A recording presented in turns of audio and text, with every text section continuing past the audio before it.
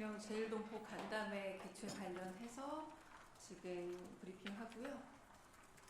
오후에는 일정이 좀 워낙 길고 붙어 있기 때문에 브리핑을 하기 어려울 것 같아서 지금 일단 1차 브리핑을 왔습니다. 그리고 차후 브리핑 예고는 브리핑 끝나고 말씀드리겠습니다.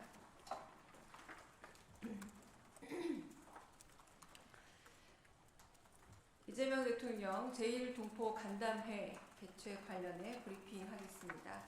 강유정 대변인입니다. 이재명 대통령은 오늘부터 3박 6일간의 일정으로 일본과 미국을 차례로 방문합니다. 현재 일본을 방문하고 있는 이재명 대통령은 오늘 오후 일본 도쿄에서 현지 동포 약 200명을 초청해 간담회를 가졌습니다. 오찬을 겸한 오늘 간담회에는 동포 사회에 다양하게 기여해온 분들이 자리를 함께했습니다. 이 대통령은 격려사에서 양자 방문의 역사 중 한국 정상이 일본을 가장 먼저 방문한 것은 처음이라 그 의의를 밝히며 광복 80주년과 한일 국교 정상화 60주년을 맞아서 제1동포 여러분들이 걸어온 길은 조국의 아픔, 굴곡, 그리고 성장을 함께 해온 대한민국 현대사에서 결코 분리할 수 없는 역사라고 말씀하셨습니다.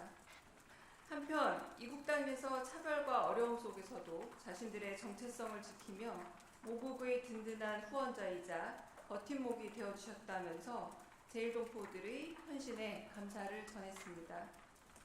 또한 한일 양국은 앞으로 진정한 이웃이자 중요한 동반자로 함께 나갈 것이라며 동포사회가 한일 관계의 안정적 발전을 위해 든든한 버팀목이 되어달라 당부했습니다.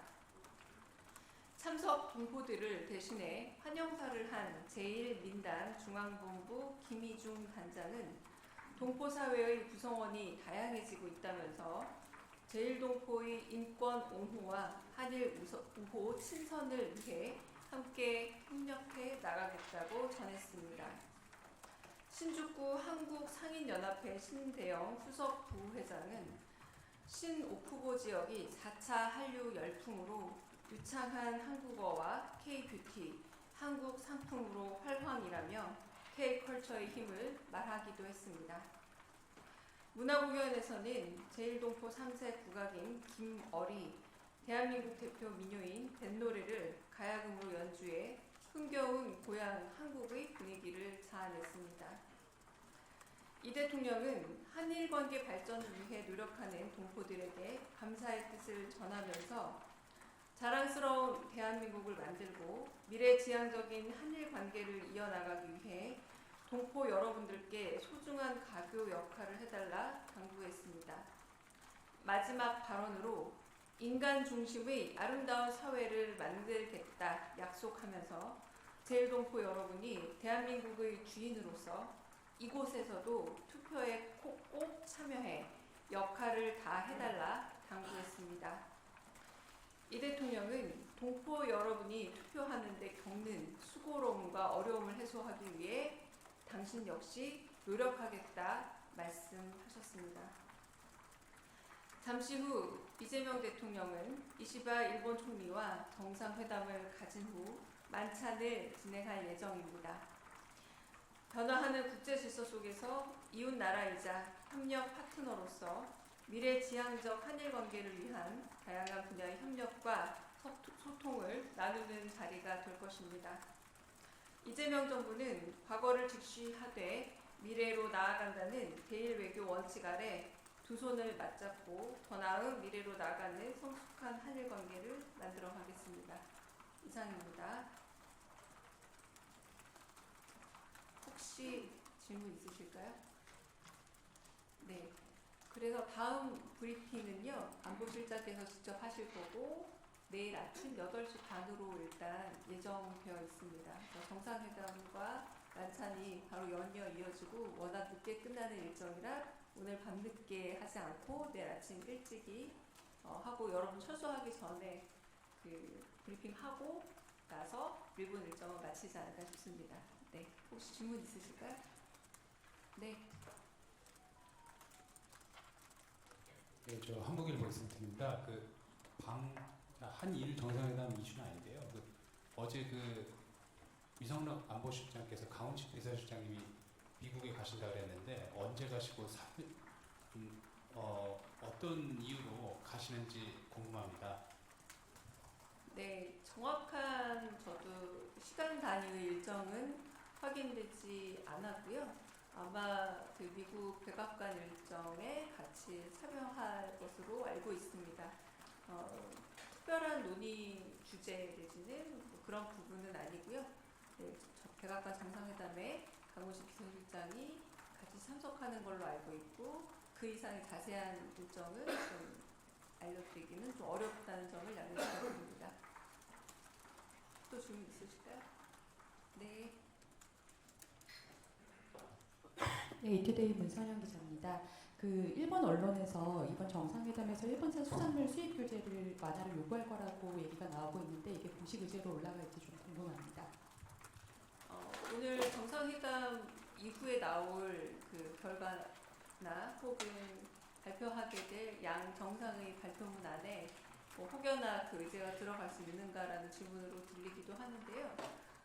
아직 최종적으로 제가 확인해 본 단계는 아니라고 말씀 일단 드리고 한국은 다양한 상황 속에서도 국민들이 우려하거나 혹은 국익에 저희가 되는 부분을 최대한 잘 국익에 맞도록 국민의 이해관계에 있어서 어긋남이 없도록 최선의 노력을 다하고 있다. 또 다 할 것이다 라고 말씀드리겠습니다.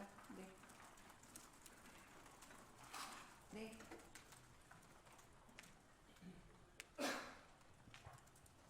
예, 서울경제 송종훈 기자입니다. 말씀 주신 것 중에 대통령께서 동포들의 투표의 어려움을 해소하기 위해 노력하시겠다라고 했는데 구체적으로 어떤 노력이실까 궁금하고요. 또 인간 중심의 아름다운 사회를 만들겠다고 말씀하시고 투표를 강조하셔서 어떤 맥락에서 나온 말씀인지 궁금합니다. 네, 그건 제가 거의 그대로 워딩을 옮긴 부분인데요.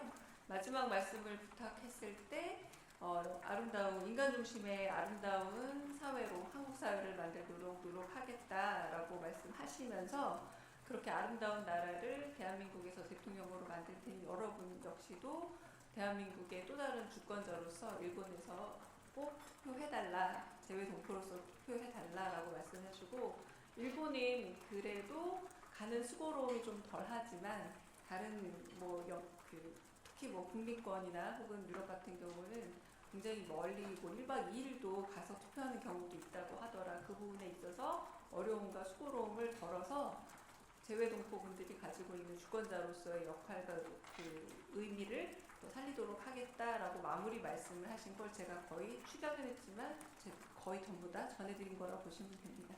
네. 네. 네, 먼저 앞에 분 먼저. 네. 예, 이래일 중소입니다. 질문 주셔서 감사하고요.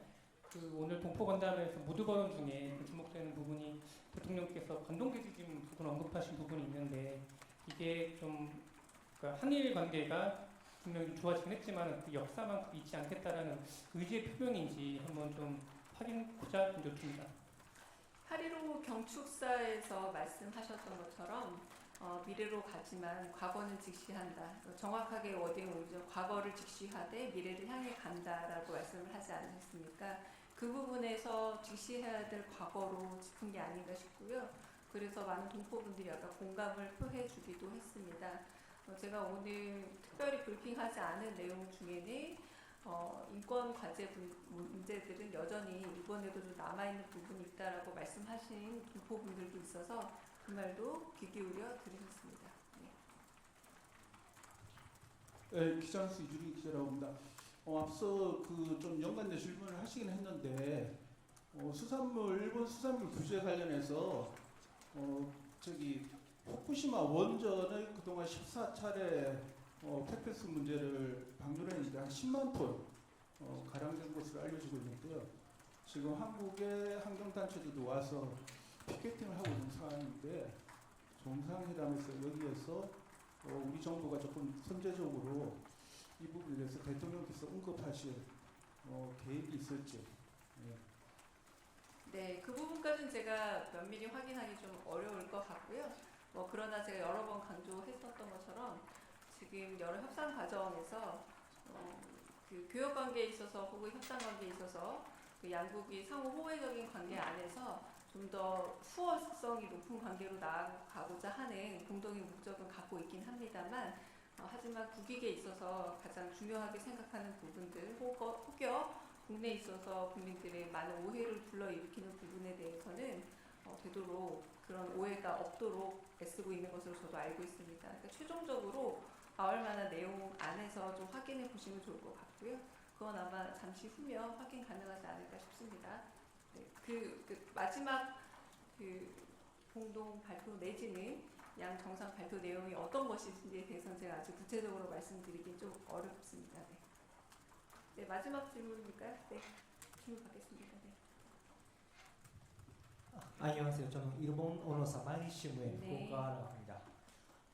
한국 정부는 내일부터 중국으로 그 특사단을 파견할 예정입니다. 네. 이것은 어떤 의의가 있으세요? 그리고 만약에 좀 사이가 너무 좋게 중국하고 사이가 너무 좋게 하시면 좀 미국이 좀 신경 쓸 수도 있긴 한데 이 부분에 대해 또 어떻게 생각하십니까? 네, 그 부분은 이제 한국 언론에서 제가 답을 드린 부분도 있는데요. 내일 출발하죠.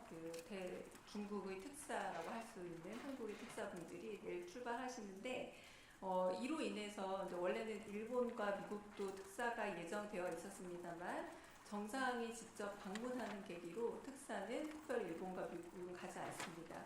그러나 한국의 인접 국가로서 이웃 국가로서 이제 중국과의 특사를 보내게 된 가장 중요한 것은 저희가 불법 개헌과 쿠데타로 인해서 정상 외교가 한동안 멈춰 있었습니다. 그래서 정상 외교가 제대로 작동 중이고 복귀했음을 알리는 중요한 신호고요. 그리고 그 부분에 있어서 마무리 특사로서 8월 말 한국과 일본의 정상회담 그리고 중국 특사를 마무리함으로써 한국의 외교가 정상 복귀했다, 정상 가동 중이다라는 알리는 시그널로 선택했다라고 보시면 되지 않을까 싶습니다. 네. 특별히 질문 없으시면 여기서 마치겠습니다. 네.